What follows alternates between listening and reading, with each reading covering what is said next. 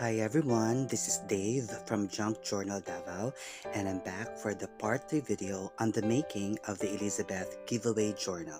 In the last video, we made together the base cover with an envelope flap, so I'll put in the description box below the link to the part 1 and part 2 videos. And today, we will proceed to the third part, and that is choosing and selecting the journal pages. With this, I am going to share with you the principles that I personally observe in doing so.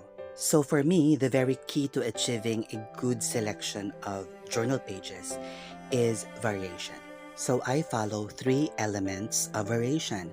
First is design, and that includes the type of paper. So we have the designer paper, we have the reproductions, and of course we have the authentic or original papers. The second element is the size, and that includes the full pages, the half pages, the tall, and the short pages. And of course, the third element is the texture, and that includes the smooth, the glossy, the crumpled, and the rough papers. So those are the principles that I personally follow in choosing and selecting my journal pages. So I think we are all set. So without further ado, let's start. So these are the papers, and we are going to divide them into 3 categories to achieve a good variation. So first, these are the designer papers, and I'm using my Elizabeth Journal Pages digital kit. Then we have here some reproduction papers, and I am using my Vintage Papers Volume 1 digital kit. And of course, we have here an array of original or authentic papers. So let's have a closer look of the different papers. So we have here the designer papers, and this is an envelope from the Elizabeth Ephemera Bundle digital kit. And we are going to use this as the first page. So we have here another envelope page, still from the Elizabeth Ephemera Bundle Kit, and I backed the envelopes using the extra pages from the Elizabeth Journal Pages digital kit. So here are the main pages from the Elizabeth Journal Pages kit. This is the first page, and I usually stitch all the designer pages. And of course, inking is optional. So this is page 2 from the kit. And this is page 3 from the kit. So if you are following along, just follow the sequence of the pages. This is page 4. Of course, this is page 5. And at the back is page 6. Then we have page 7 from the kit. And at the back we have page 8. Then we have the page 9. And at the back we have page 10. And of course, we have this beautiful page 11. Then at the back, page 12. Then we have this page 13 with an orange feel. And at the back, we have page 14. Then there's the page 15. At the back is page 16. Then we have this beautiful pink rose, page 17, and at the back is the center page, page 18. So this is the first category, the designer papers, and we're going to use it as the main pages. Next is our second category, and these are the reproduction papers. As initially shared, I am using my Vintage Papers Volume 1 digital kit. It is a collection of vintage papers like ledgers, letters, and other vintage documents. So yeah, you can use any reproduction papers here, and since we are going to use them as alternate pages, so I recommend, or it is my personal style, to choose the vintage papers like documents, letters, and ledgers, so they fit really well as alternate pages. And of course, you take note that this is the part where you can incorporate the flips or the flip pages. So having said that, you have to therefore strategically fold these papers based on your desired flips. So consider the direction. Will it be on the right flip or the left side flip? Then we have here the third category of papers that we're going to use as pages. So first we have here a music sheet.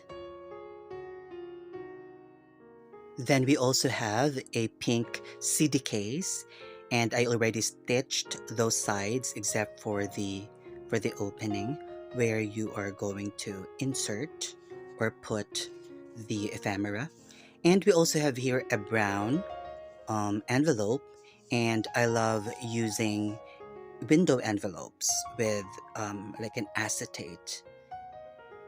Then you can add a vintage book page, and this is like a stamp collection.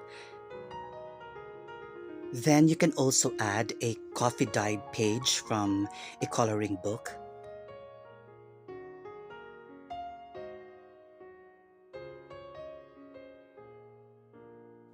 And of course, you won't go wrong with coffee dyed doilies. And of course, I love using a thin craft paper bag. I already stitched the upper and the bottom side, and the right and left side you can tuck a good ephemera there. So yeah, these are the authentic or original papers that we can use as fillers. So now it's time for us to assemble our journal pages. So first, we are going to fold and assemble the designer papers that we are going to use as the main pages. So again, if you are following along and you're also using the Elizabeth Journal Pages kit, just simply follow the sequence of the pages based on the page sequence as well in the kit.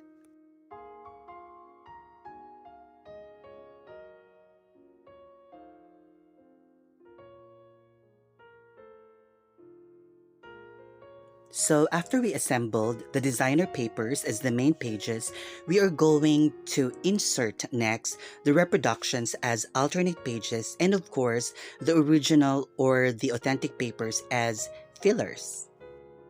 As previously mentioned, we are going to use this envelope as the first page envelope flap. So this first envelope page flips on the left side, and the second envelope page, we're going to insert it as another envelope page, and it will flip on the right side.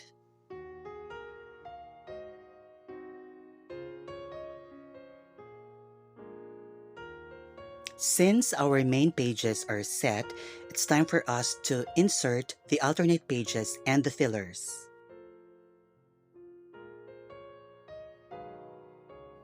So here, as a filler page, I usually use a music sheet to achieve variation because we are trying to avoid the monotony of the designer pages. So in between the designer pages that we are using as main pages, we are going to insert an alternate page or a filler page. So this time we are grabbing our ledger page as an alternate page here. And since the designer page has a pink touch to it, we are also grabbing our envelope or CD case envelope here because it matches very well with the pink main page.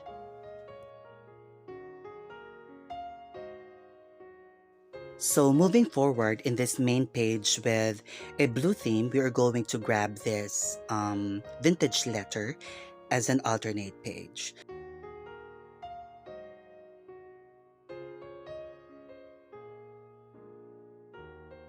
So moving on to this main page with an orange and yellow theme, we are grabbing this vintage book as a filler page as well as this craft window envelope because together they perfectly match with the color scheme.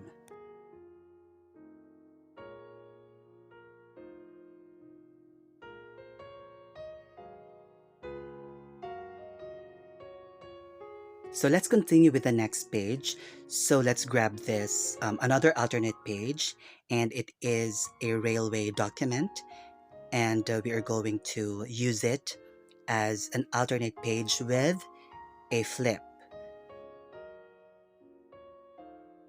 So proceeding to the next page with an orange theme, we're going to grab this coffee dyed coloring book, and we're also going to use this railroad document with an orange color, because together they also perfectly match with the color scheme. And with this main page, we are going to use this vintage receipt as an alternate page with a flip. And this page flips to the left. And of course, this time we are down to the main page before the center page. So we are grabbing this craft paper bag as a filler, as well as this coffee dyed doily. So usually I like using my paper bags in the inner pages of the journal. And here's the center page. So yeah, we are done assembling our journal pages using the designer papers, the reproductions, and the originals. And this time we are grabbing our journal cover as we are going to insert our final journal pages. So yeah, let's have a look and let's do a quick flip through of the journal pages that we assembled together.